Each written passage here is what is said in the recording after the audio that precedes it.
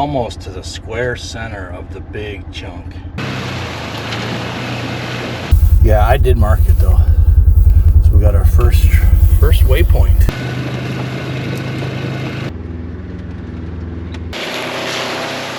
Welcome back and welcome to 2.0 channel, where we're going to document our land management projects and adventures, and of course land investing as well.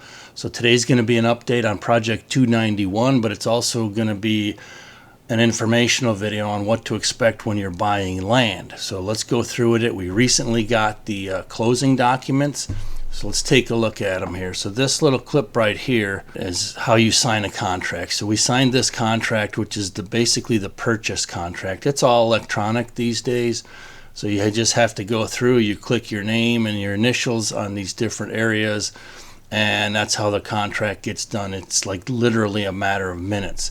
So we got the contract signed in December, and here we are February 5th now of 23. So we got the closing documents, and let me give you a quick look at the closing documents on how those look.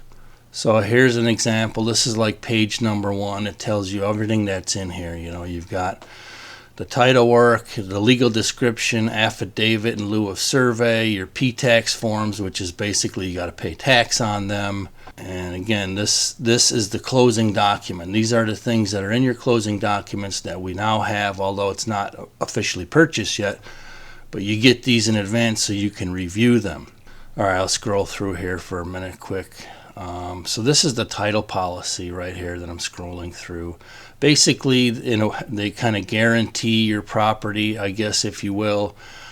But the problem with title policies in reality is that they have so many exemptions that they're kind of useless. You know, I mean, I happen to know a friend that has an easement that's going through their property, but the title company, it was never recorded anywhere.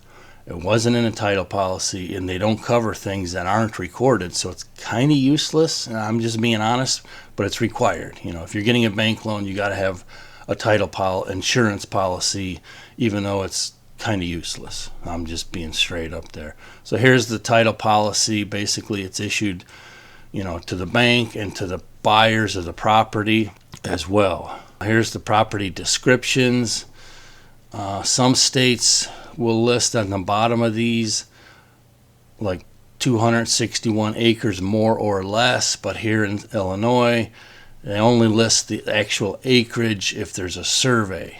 The actual acreage is listed in another spot, which I'll show you here in a minute. It's called an affidavit. This is more legal gobbledygook right here. Here's the taxes. They tell you the tax status. You know, the sellers have to pay this much up until this date, and then the buyers are responsible after that.